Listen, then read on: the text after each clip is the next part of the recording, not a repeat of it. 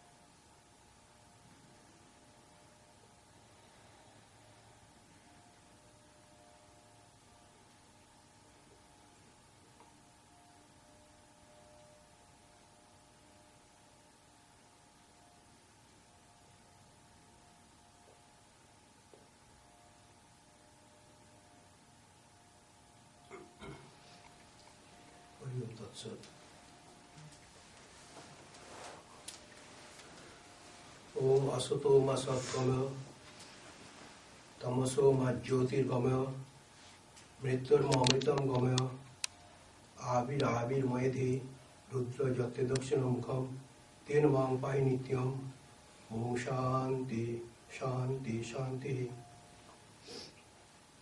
Lead ons, panet onverkelika, narit verkelika. Panet duisternis, narit licht. Panet dood, naar de onsterfelijkheid.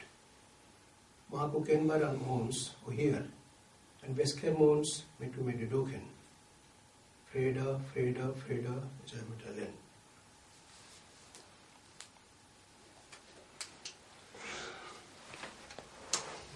We like to discuss here this morning about spiritual life and what are those obstacles for it.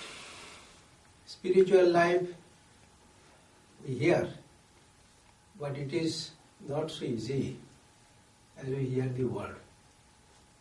Spiritual life means life constantly remembering the Spirit. We forget the Spirit completely. When we live in this world, this material world,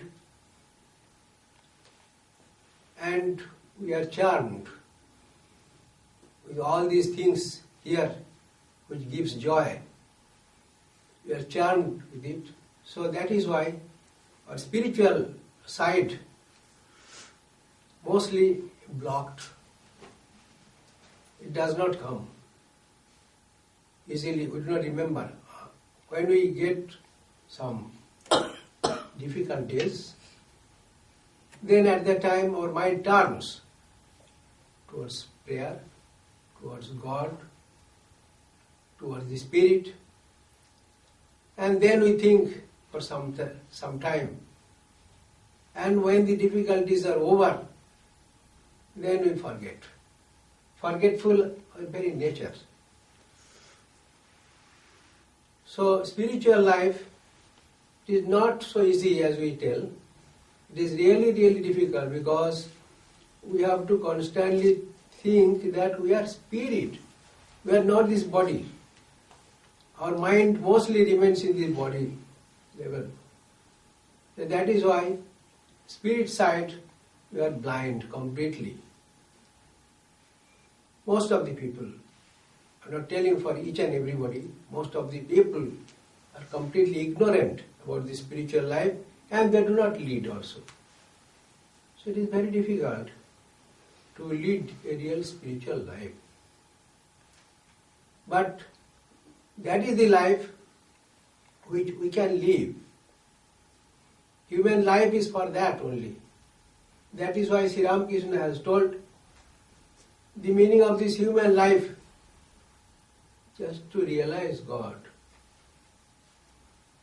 To realize God is the main purpose of this human life.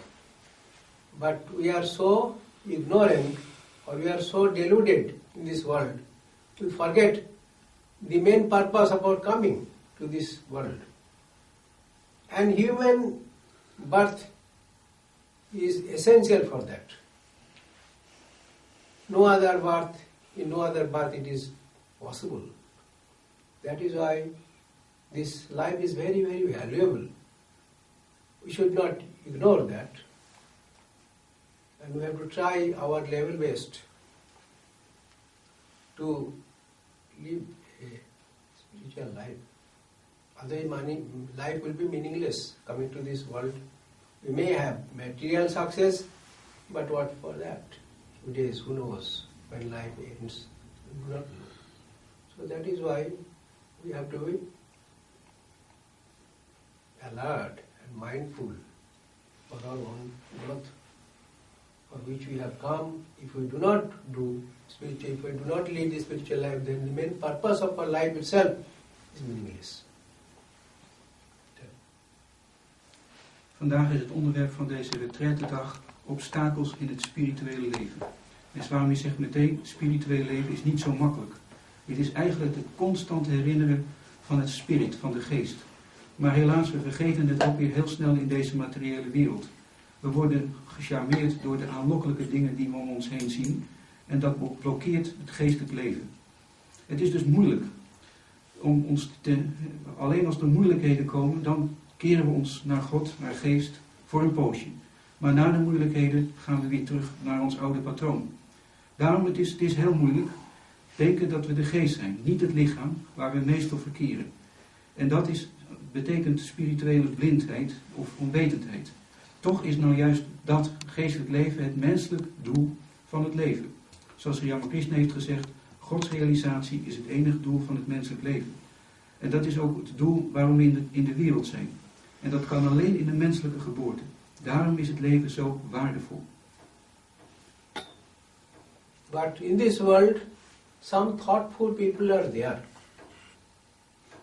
Human evolution is not just a few hundred years, thousands of years. People are trying to know what is the meaning of this life. Ancient sages and saints of India, they saw the material life does not give entire satisfaction. People suffer due to ailments, due to other causes.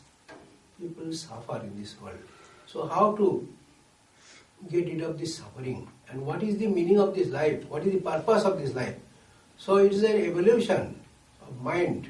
Gradually they came to know through experience. This material, however we may grow or we may develop, the material side will never be happy, because we cannot avoid death. Death is certain for each and everybody. Whether we are subject to death or something else. So that was the search of the rishis.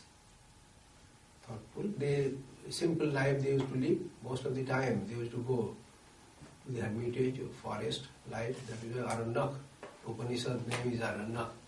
Their revelation we get through the Upanishads,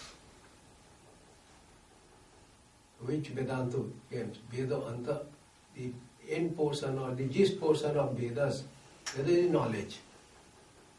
The end portion or gist, the purport of this scripture is knowledge, spiritual knowledge. And Upanishad deals with spiritual knowledge only. Other part of the Vedas, 3/4 for material prosperity. Karma Kanda, which where activities, all the activities are nicely described there. That is Karma Kanda.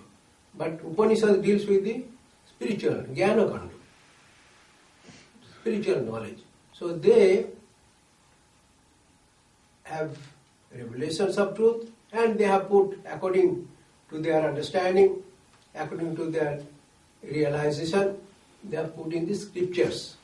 They taught their students, and afterwards it came in writing. In earlier days, not even in writing, they do not, even paper, nothing was discovered at the time. So they used to teach to their students, and students memorized it.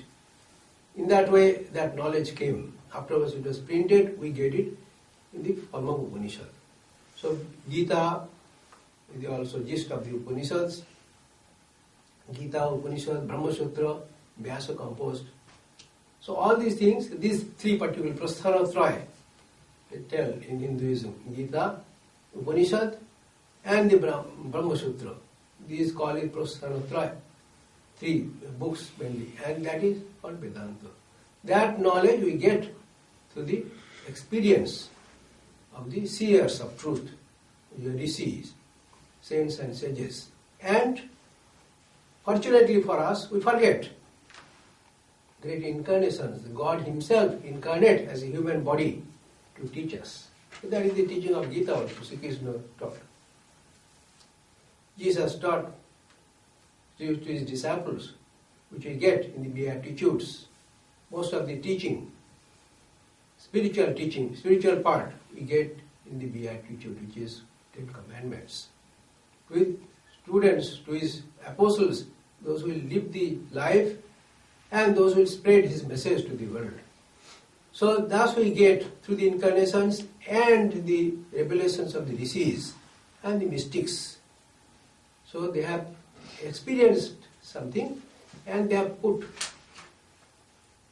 in writing. And they did not put in writing. Usually their students, their followers, they put in writing. And that we get through the scriptures.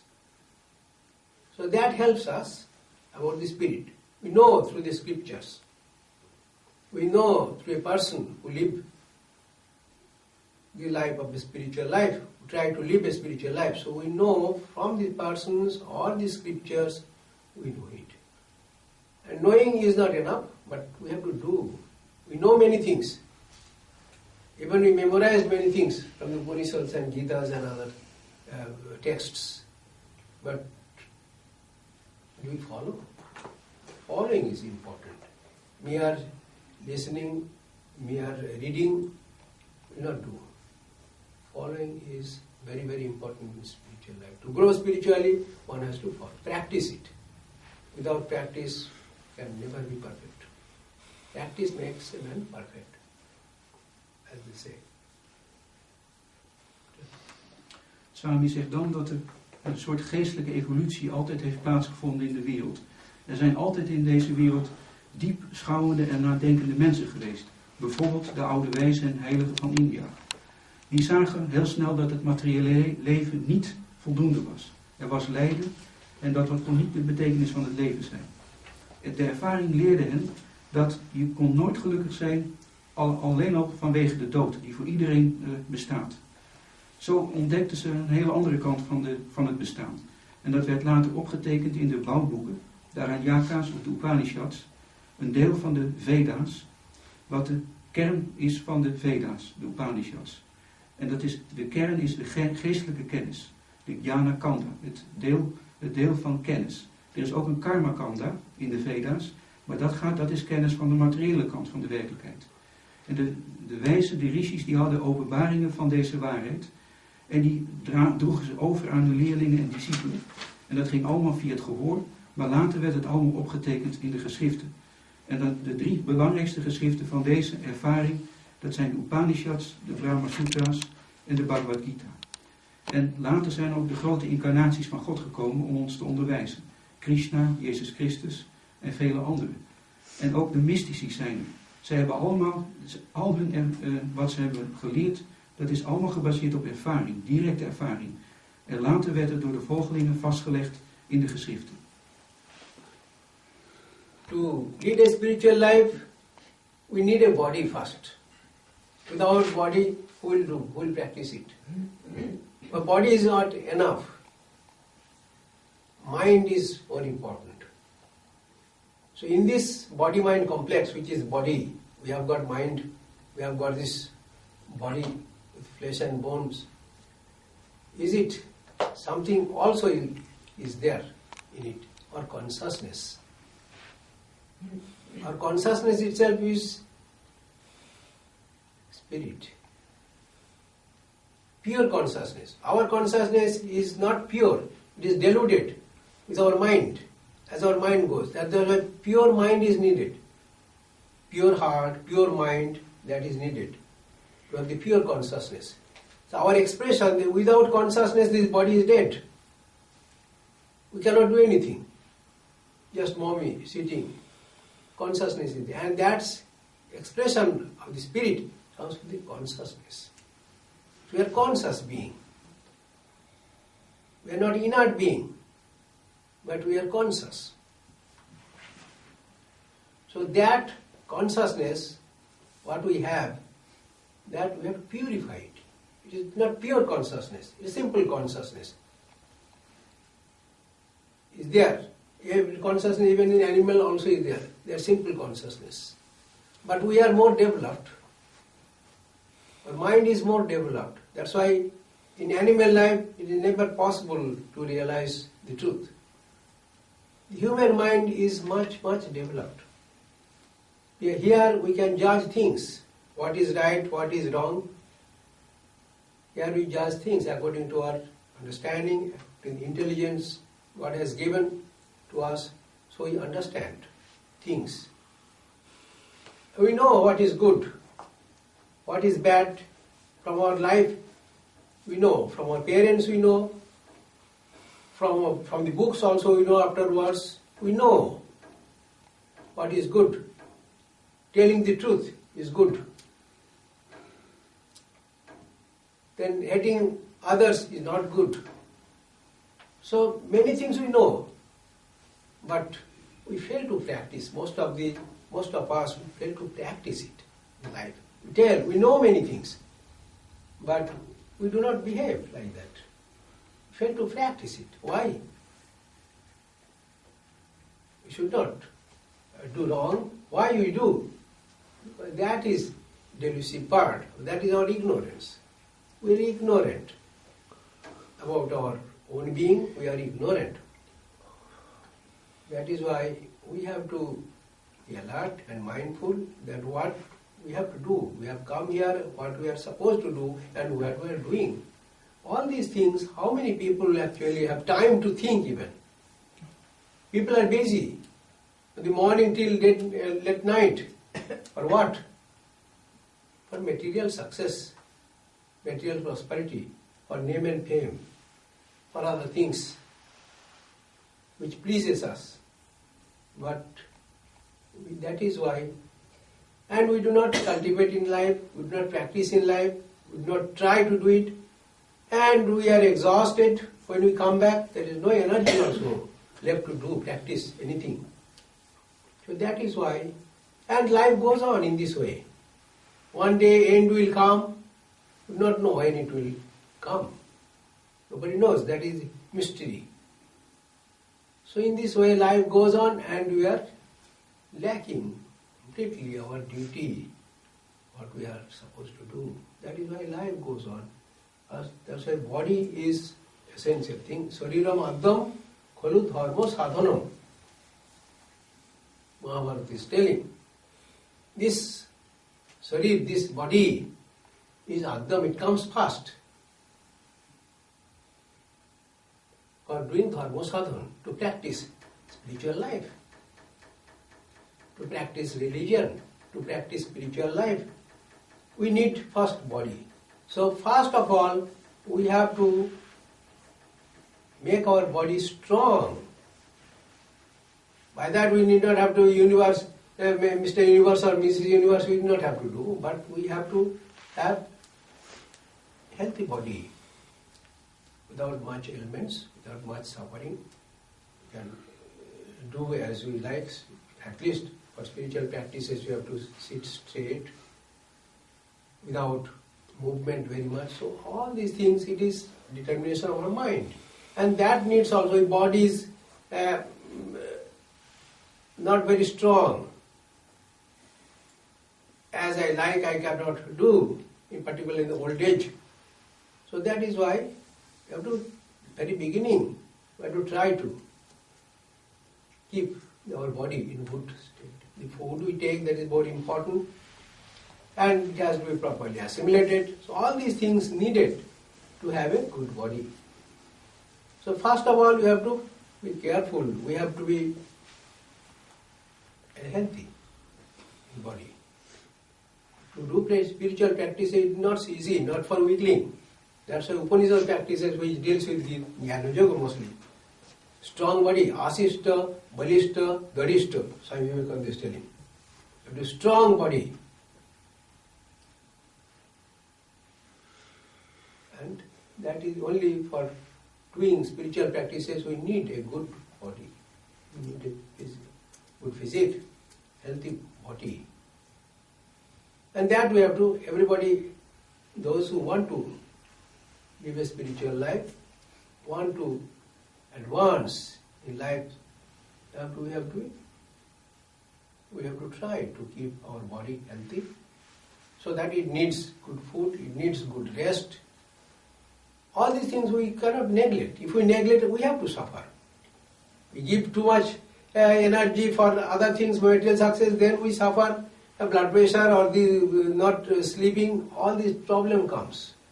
And afterwards you become a psychiatric patient. All these things, so we should not be deluded with all these things. We have to be careful to make our body strong, and other purpose is life.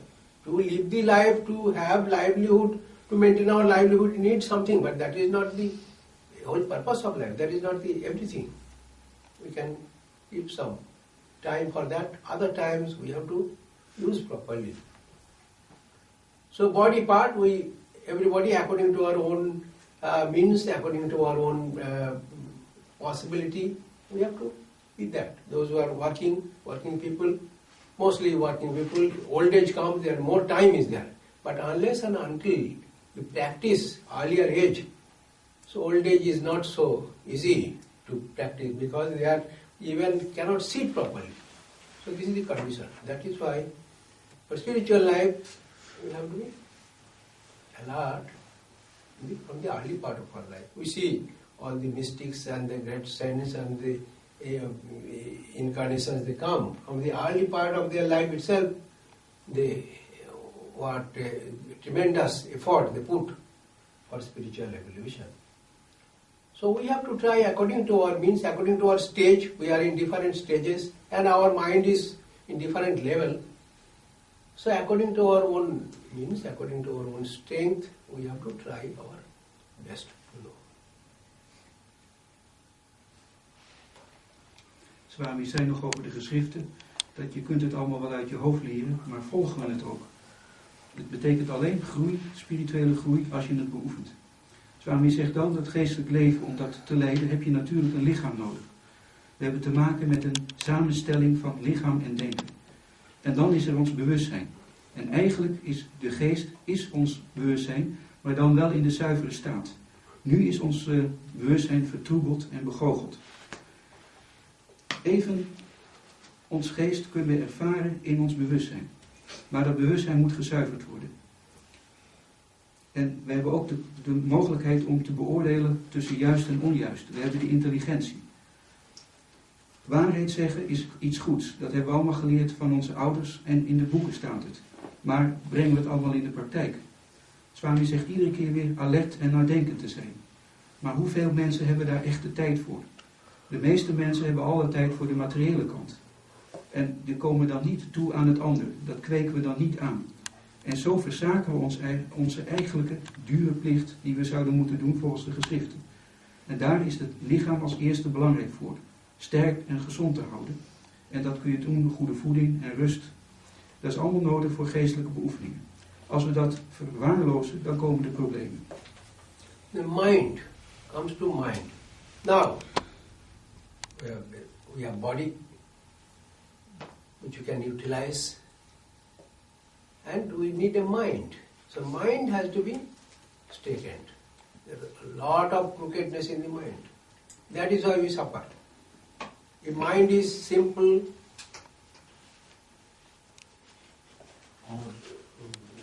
elevated, not so much bad elements are there in the mind, then naturally we are peaceful.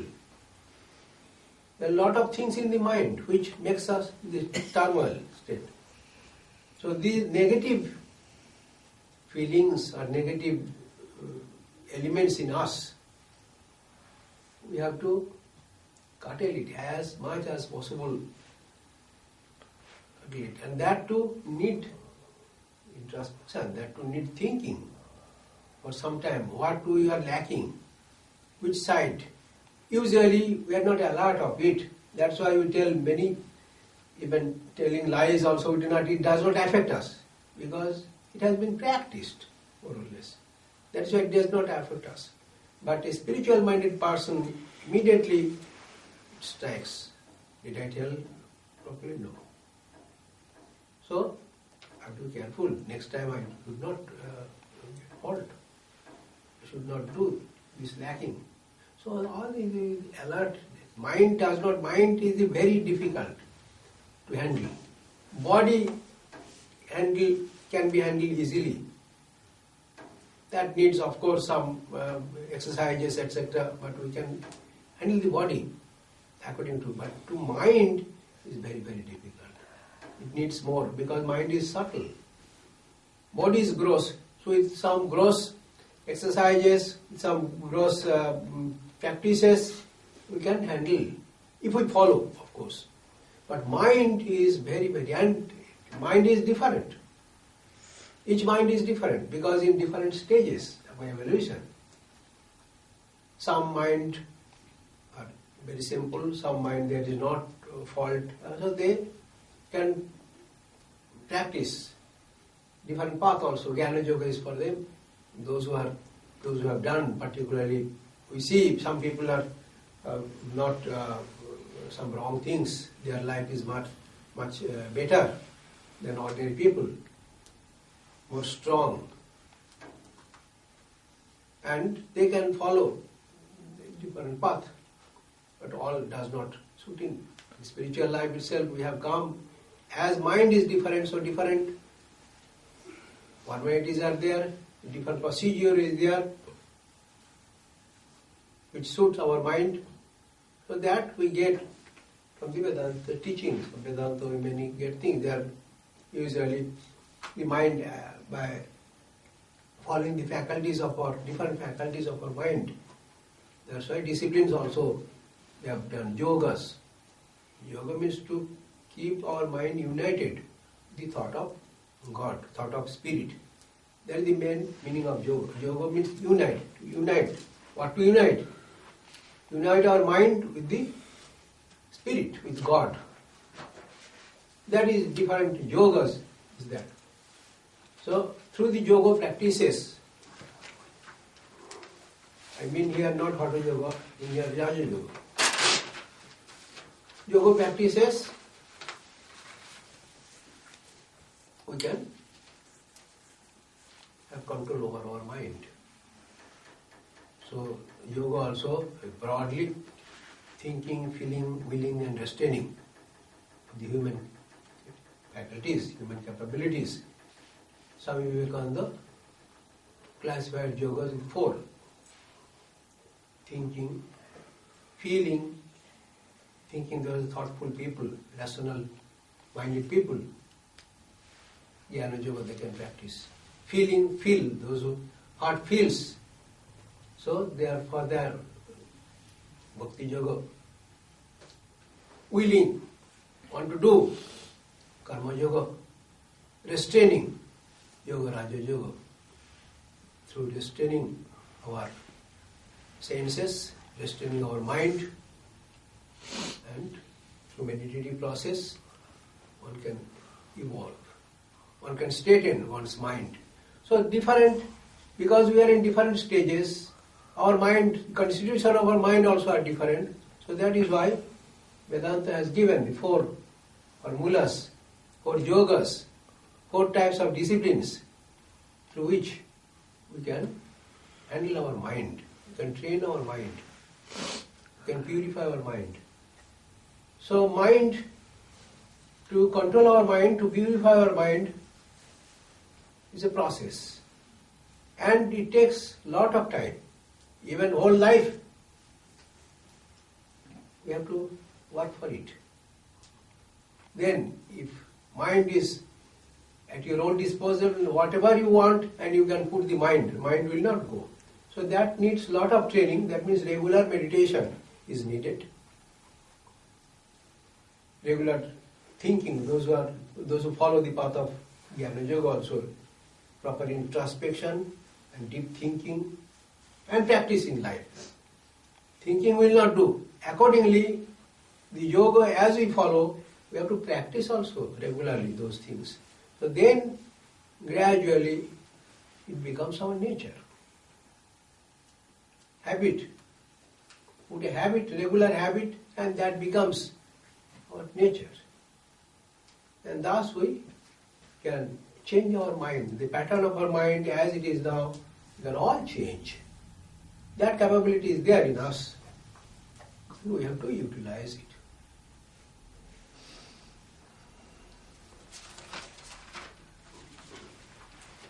Swami heeft gesproken over het lichaam.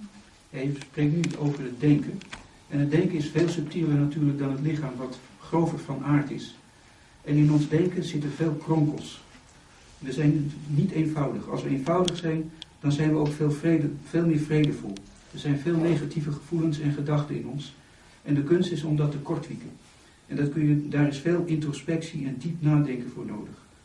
En we weten, iedereen die dat beoefent, als er iets verkeerds gebeurt, waar hij oorzaak van is, dan lijkt een spiritueel ingesteld mens daar direct onder. Iemand die dat niet heeft gedaan, die kan het een en ander uithalen, maar dat maakt er niet zoveel uit. Denken is ook, zegt Swami, heel moeilijk te hanteren. Het is zo subtiel. Het lichaam is grover. En ook ieder denken van ieder mens is in verschillende stadia en fasen. En daarom is er voor ieder een bepaalde manier van aanpak en een procedure. Veel types van yoga's en paden zijn er. En Swami Vivekananda heeft zelf 4 basiseigenschappen in de mens geanalyseerd en overeenkomstig ook 4 types van yoga's geformuleerd. Hij zegt, de mens bestaat uit denken, voelen, willen en ook beheersen en inperken. En voor ieder van die typen wat de mens in zich heeft, is een bepaalde type yoga. Bijvoorbeeld denken is dhyana yoga, voelen is bhakti yoga Willen is karma yoga en het inperken, beheersen, controleren is raya yoga. Het zijn allemaal manieren om het denken te trainen en te zuiveren. En het is een heel langdurig proces, zegt Swami. Je moet dus er dagelijks mee bezig zijn. Dagelijks meditatie, juist denken en diep introspectie. En dat natuurlijk ook weer toepassen in het leven. Als we dat doen, dan wordt het een regelmatige gewoonte. En een regelmatige gewoonte gaat langzamerhand een aard van ons worden. Het wordt onze eigen natuur. En iedereen heeft het in zich. So those who are rational-minded people, they have to think seriously, what is this body? What is this mind? Am I this body and mind? Yes, part of it, but not all. And is this body is permanent? No. We see everybody dies, so we also will die. Because all material elements are subject to decay and death. Cannot change the natural law. All material elements which is born, which has life, or without life also, it will, in the course of time, it will decay one day. So decay and death, decompose. It is nature. So those are thinking people, they think seriously, and am I this body? No, because it is permanent. It will die one day or other. I cannot help it. This is it. This is just my life is like that. Ends with this. Then why is all this struggle to evolve, to be better? No. Something different. It is not. I am not this body. So Jnanayogi knows the path, follow the path of rational. The rationality, those who follow, they have no. Body is not permanent, and body cannot be satisfied with the body because body will die one day. Is the mind permanent? No. But that is also material elements. Mind are very subtle, but it is also material. The deceased discovered all these things through their experience. Mind also is not permanent. The food we take, from that the blood comes, and the very subtle portion of the blood, other things we create which gives us our vitality. Then finest part, the mind. So that's why the mind also is related with the food. If we do not take food a few days, you cannot recollect things. It is experimented already. With water we may, 1 month we can live even. Of course those who have fatty body, from the fat it will be utilized. But we can, with water, without water we cannot live. But with water we can live even a month. But you see, mind will not work. Your mind, alertness of the mind go. Recollection, impossible, does not come. Which is very regularly we are using, but you just fast for some days, you cannot recollect things. So in this process, the mind also is not, is a material, not spirit. So mind also and changes. Whatever is changeful, you know. Something is there which does not change. Infinite, immortal. The body will die, is mortal. So also mind, though it is subtle, but it goes with the mind, it goes with the body. So mind also, because mind is changing. Today's mind, something I can know, this I am very happy. Something happens in life, immediately mind becomes so sorrowful, so pains come. So mind is constantly changing, faster than the body. So this is the condition. So also which is changeful, it is never permanent. Which is composed of different elements is never be permanent. So something is there, So the Jnana Yogi, those who practice the rational path, they through this experience, through proper introspection, discrimination, they come to know this body is not permanent, this mind also is not permanent. What is permanent in me? Something is there besides this body and mind in us, that is permanent. That is called spirit. And in devotee language, that is God. The kingdom of God is within you, Jesus Christ is telling. So that kingdom of God is in us, in everybody. All the creatures, including animals, all the which has life, God is there. So that is permanent. That does not change. After my death also, it will not. It has no death. What is spirit? The body, the material things, all change. Because it's material. All material things are subject to decay and death.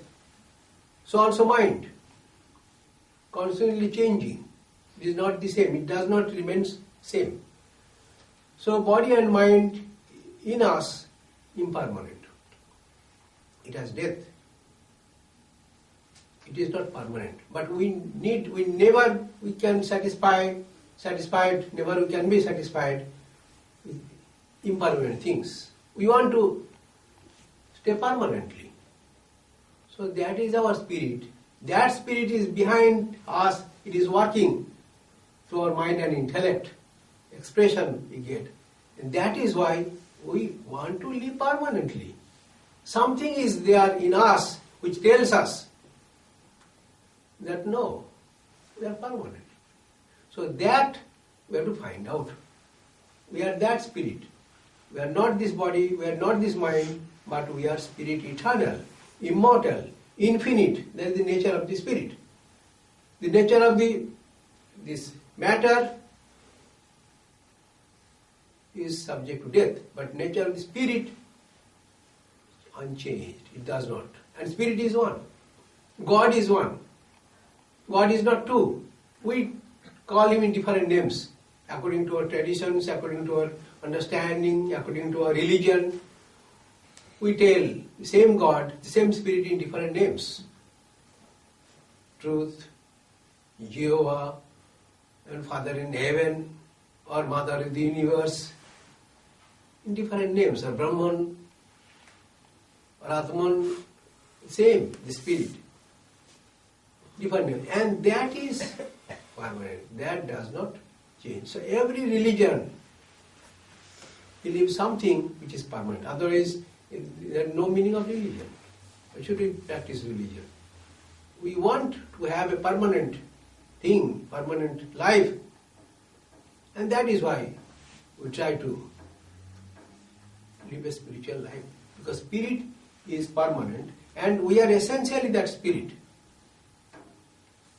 Each soul is potentially divine, Swami Vivekananda is telling. That divinity is in us, latent. It will manifest. We have to manifest that divinity, which is in us, that spirit. We are that spirit, and we have to know for certain that we are that spirit only. So, Jnana Yogi, the thoughtful people, through their introspection, to their proper discrimination of things, they come to know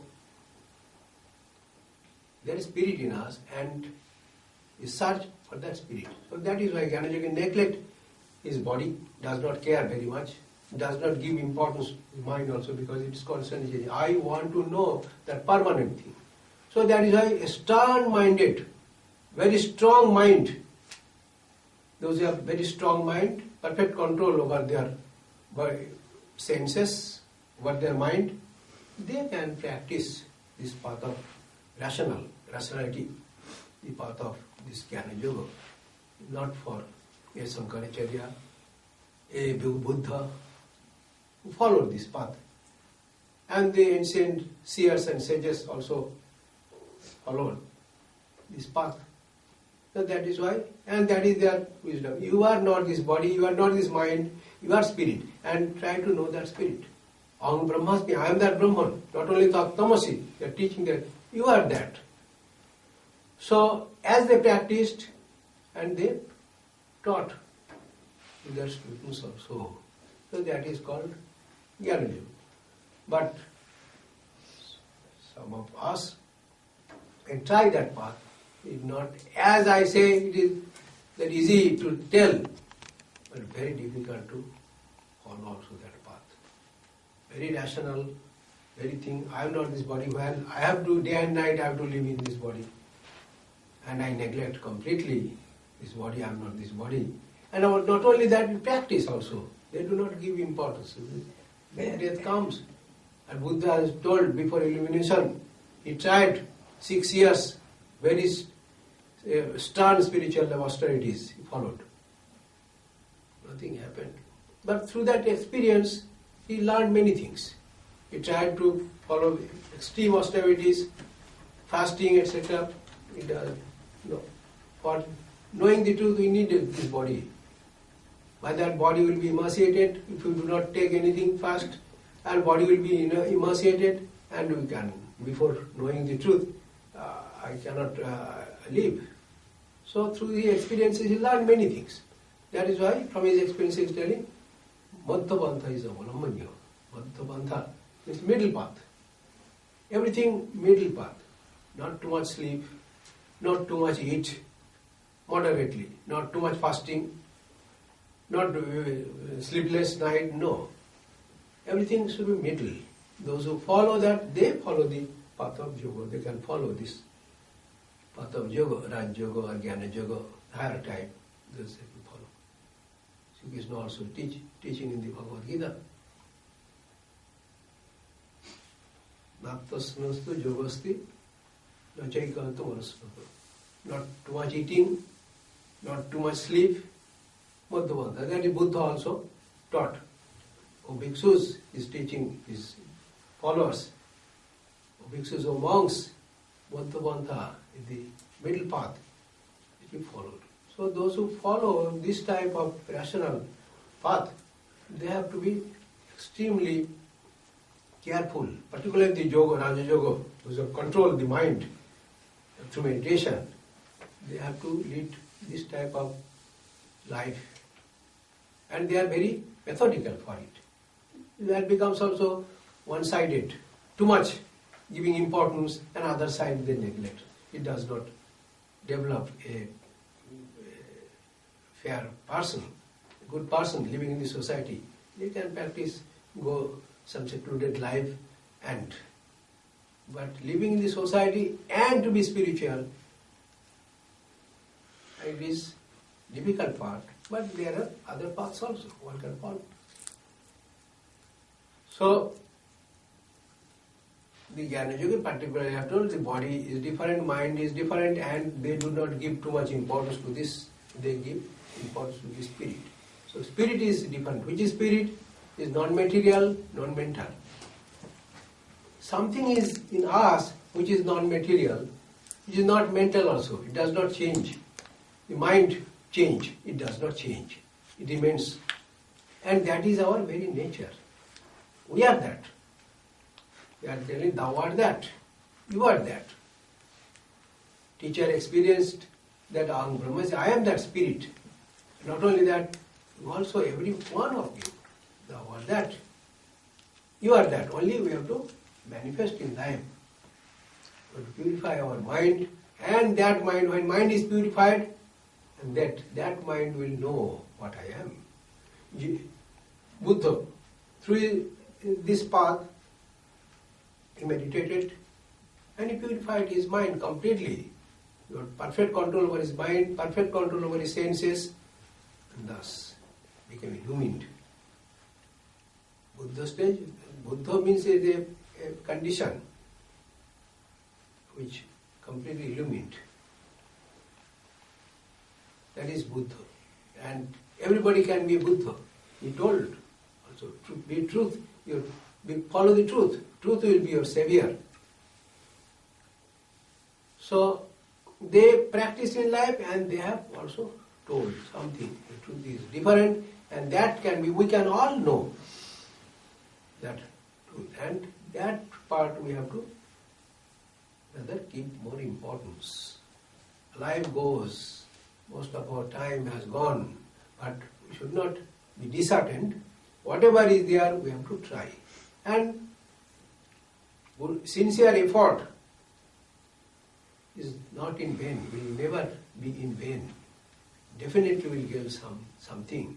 That's why Sri Krishna is telling in the Gita, Salpam apyasya dharmasya trayate mahato bhayat. A little bit practice of this truth, as I have taught, will avoid many, many difficulties in life. Trayate mahato bhayat. Great fear. What is great fear in us? Death. You can overcome death even practicing it properly with our sincerity of our heart, and if you regularly practice it, gradually will grow something in us, and by that we will remain rather not agitated, but more calm and quiet, and thinking also need calm and quietness of the mind, otherwise deep thinking is never possible. That is why meditation regularly doing to control over the mind. Nothing but the evolution of mind. Spirit does not evolve because it remains the same. It is always the same. But we have to reach that spirit. How? By evolution of the mind, through the evolution of our mind. That mind has to be purified, that mind has to be controlled properly, and gradually when mind is pure, intelligence also becomes pure. And that purity of mind, that can have a glimpse of the spirit in us. So that is our part. We have to try our best how to keep our mind under our control, how to keep our mind in the thought of God most of the time. That we have to practice in life. Swami geeft dan een analyse van het jhana yoga, zoals een volgeling van de jhana yoga probeert de werkelijkheid te zien. Het is vooral voor rationeel ingestelde mensen. En het begint met te denken, wat is dit lichaam en denken? Ben ik dat?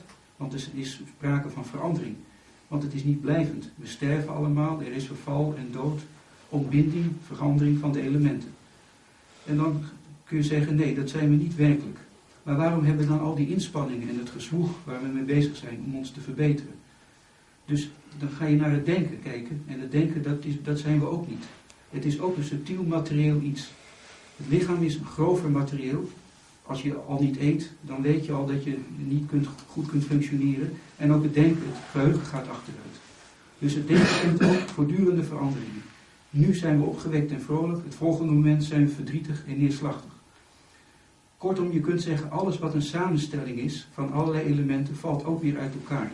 Dus daar kan de blijvendheid niet in zitten. Die blijvendheid, wat we werkelijk zijn, dat is de geest. Of voor de gelovige God. Zoals Christus heeft geleerd, het koninkrijk der hemelen is in u. We kunnen dus niet tevreden zijn met het vergankelijke en het veranderlijke. We kunnen alleen tevreden zijn met het onvergankelijke, de geest. Dat is onze ware aard, waar we horen. Die geest drukt zich wel uit in lichaam en denken. Wij zijn dus die geest, onze ware aard. En die geest is ook één, zeggen alle geschriften en alle grote leraren. En God is één, maar het wordt benoemd met verschillende namen. En daar is die permanentheid.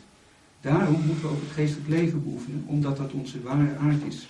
Swami Vivekananda heeft gezegd, iedere ziel is potentieel in aanleg goddelijk. Iemand dus met een sterk denken en controle over de zintuigen, die kan dit jhana yoga pad, waar deze analyse bij hoort, die kan dat volgen. De grote exponenten zijn Shankaracharya en Boeddha. En die hebben geleerd, jij bent dat. Die geest, dat ben je. Maar zij deden eerst hele zware verstervingen. En later hebben ook zij toch een middenpad geformuleerd voor de volgelingen. Omdat het zo zwaar is te oefenen. Het zijn moeilijke oefeningen. En voor de meeste mensen, zegt Swami, niet geschikt. Zowel de jhana yoga als de raja yoga. Maar toch wordt, zoals Sri Krishna heeft gezegd in de Gita, iedere oprechte inspanning, en hoe klein ook, en beoefening vermijdt vele moeilijkheden en je overkomt de grote angst voor de dood. Het is allemaal, zegt Swami, een ontwikkeling, een evolutie van het denken. De geest, die blijft hetzelfde. Maar als dat denken steeds zuiverder wordt, dan vangen we glimpen op van die geest. As Jnana-yogi does use the rational side, so also contemplation, the yogi, Raja yogi, through meditation. Through meditation also, mind should be perfect mind. Through meditation, they try to keep the mind in bring the mind in perfect state. And their realization is Ayam Atma Brahma. This Atman, which I am thinking my soul, this Jivatma, my Atman is associated with my psyche, with this body, it is called Jivatma. Jiva Atma, the living beings has got Atma, spirit. My spirit, the individual spirit, is associated with my psyche, with my knowledge, with my experience. And that is called Jivatma. It is not perfect. But that Atman is one with perfect Atman, that is Paramatma, Ishwar, God. So my Atman is one with Paramatma, is one with God seated in me. So that is the process of the Raja Yogi. Through the meditation, they come to introspection, through meditation, proper contemplation. Their search is to know that I am one with that Paramatma, one with that Brahman. So that is also a process of meditation. For meditation, need a perfect mind.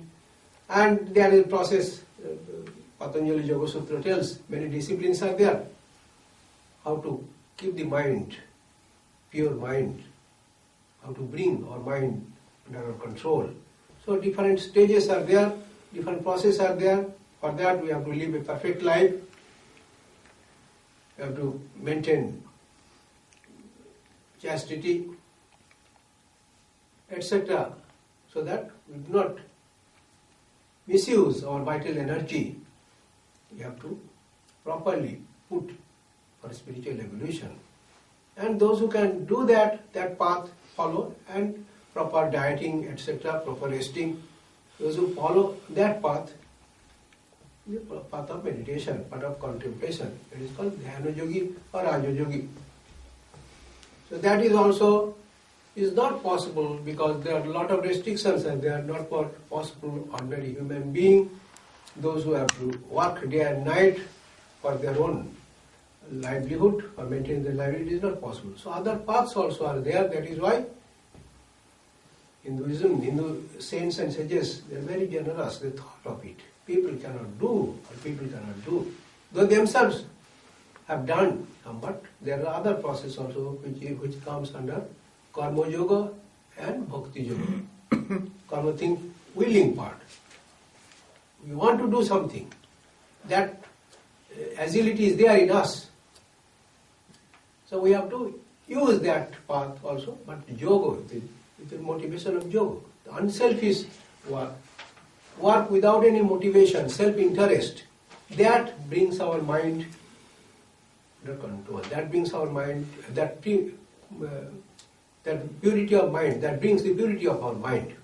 Unselfish work also is a path. We all do work, but for our self-interest, for our own prosperity, no.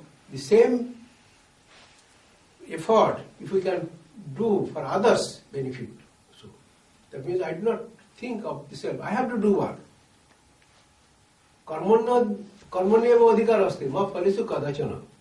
Sri Krishna is telling in the Karma Yoga that you have the right to do work. Without work we cannot survive in this world. We cannot remain. If I do not work, my mind will work. I cannot remain sit. If I just sit quietly and then showing others that I do not move, but body is not working. But mind, can you keep your mind and the mind is lying here and there. So if I do not do work physically, the mind will work. It is not easy, it is not possible for a living being without any work. So what? But with a yoga attitude, that is Karma Yoga. If we can do work without motivation, without self-interest, that gives our mind the purity of my mind. So that is also a path. And that path one can follow. Most of the people can follow that path also. It is also not that easy as we think. For that lot of restrictions comes and lot of things. You work also what we are supposed to do, what we not. So all these things it needs. Another is feeling part. Love. It's human nature. We want to love somebody and we want to be loved also by somebody. So that is our human nature. We all like it. So that part we can utilize, but that is also the yoga, that is bhakti yoga, not mere bhakti, not mere devotion. Devotion and love, we have to utilize it through the yoga, that is bhakti yoga. That means we have to love something which is permanent. We love somebody, he or she will die one day, not permanent, and that gives lot of pains. So, to love somebody or something which does not change, which does not have death, and that is only God. Nothing is there in this world which is permanent. But permanent is the spirit, permanent is God. So, to know God through our love and devotion, we have to purify also our love. That means no self-interest, love for love's sake. As work for work's sake, karma yoga has to practice. They are love for love's sake. Oh Lord, I love you. Whatever pains you may give to me, that does not change my love. I will love. Still I love you. I may have lot of pains, lot of sufferings. A true devotee of God tells, whatever you like, you give me, I do not care. But I want you. I want to love you in spite of all my suffering. So those who can do that, tremendous, that is also great, tremendous will of our mind. It is not so easy. But these are the paths one can follow because our minds also are different. One yoga does not suit everybody. As one coat does not suit everybody. Everybody has his or her measurement. According to that, we need clothing. Similarly, this mind also is so variant, so different. And according to that, the Hindus, the saints and sages, they thought and put different disciplines to be followed by human beings so that each and everybody has his or her own religion according to their own capability, according to their own understanding. So that is the path of love and devotion. These are the paths by which we can keep our mind under control, keep our mind peaceful, restful, and that mind will be utilized to know God, to know the Spirit, to think about the Spirit. So all these paths, through all these paths, one aim is to realize God, nothing else. Why should I purify my mind? Because that helps me to realize the truth in me, to realize the Spirit in me. So that is these are the paths which is given us to be followed according to our own understanding, according to our own choice, according to our own capability. We can follow different paths. Of course, they are not airtight compartment. All inclinations we human being have all these inclinations, more or less. So we can utilize according to our capability, according to our understanding, we can utilize all paths. Some rationality is needed, some restraining is needed, and willing part and devotion, these are the things we can utilize properly, which has been given to us by God, so that we can reach Him.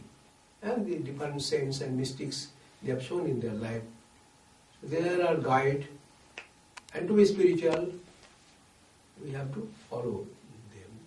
Particularly practice is needed. Not we are knowing by reading books, doesn't help. It helps that much to understand what I am supposed to do. That we have to think, read, Savan, Manan, Nidhyasam. First hearing from evolved souls, for a spiritual teacher, hearing, thinking, and then someone manana, and then you have to cogitate, you have to mind, to set what I am to do. I have heard, I have read the scriptures, what I am supposed to do. So thinking seriously and nididhasan, through dhyana, through meditation, you have to proceed in this path, in this hard path. This much, this session. Swami vertelt nog iets over de Raja Yoga. Dat is echt bij uitstek het pad van meditatie en contemplatie. Hierin is het idee dat de individuele Atman, die nu vereenzelvigd of geassocieerd is met onze psyche, die individueel lijkt te zijn, is in werkelijkheid één met Paramatman, de kosmische Atman, Brahman, de geest. En ook dit pad is ontzettend zwaar, zegt Swami. Het vereist een perfect leven, kuisheid, een juist dieet. Er zijn ontzettend veel restricties. En veel leraren in het hindoeïsme hebben gezien dat het voor de meeste mensen niet geschikt is. Daarom vind je ook in het hindoeïsme een heel breed spectrum en scala van allerlei mogelijke benaderingen voor alle typen van mensen. Daarom vind je terug de andere yoga's, karma en bhakti yoga. Veel mensen willen graag werken, willen iets doen, maar je moet het doen met een yoga-houding. Een onbaatzuchtige, onzelfzuchtige houding. En ook dat zuiver te denken, want ook dat is een yoga. Veel mensen kunnen rustig gaan zitten, maar dan is het lichaam rustig, maar het denken die gaat dan pas aan de slag. Dus ook dit is niet zo makkelijk als pad, zegt Swami. Dan heb je de eigenschap van ieder mens voelen, liefde. Dat is diep in de menselijke aard. Ook dat kun je als een yoga beoefenen, bhakti yoga. Dan doe je liefde en devotie voor iets wat permanent is. Ook dat zuivert weer ons denken. Als we onze liefde geven aan een tijdelijk iets of iemand, dan geeft dat tenslotte pijn. Alleen God is blijvend en om God te leren kennen kun je op die manier via het pad van liefde hem benaderen. Liefde, zegt Swami, ter wille van de liefde. En ook dat andere, werk ter wille van werk. Dan doe je die twee houdingen vanuit een yoga-houding. Ik heb God lief, ondanks alles wat me kan overkomen. Ik geef niets om al het andere. Dat is een liefde ter wille van het liefde. En op die manier, al deze paden, kunnen we ons denken onder beheersing krijgen en houden en in vrede en kalmte leven, om zo God te realiseren.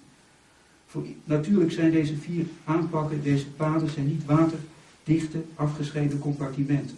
Je kunt van alle yoga's kun je iets leren. Maar je kunt het allemaal doen vanuit je eigen voorkeur en eigen talent wat je kunt gebruiken en wat je ook kunt assimileren. Kennis is de beoefening van al deze aanpak, van al deze paden. De basis is eerst je hoort erover, je leest erover, dan denk je er diep over na en dan pas je het toe. And the difficulty is what it is not so easy to follow. The life does not go so smoothly. Some difficulties we face in life. What are the difficulties and how we can solve it, how we can overcome it. We'll try to discuss in the afternoon session.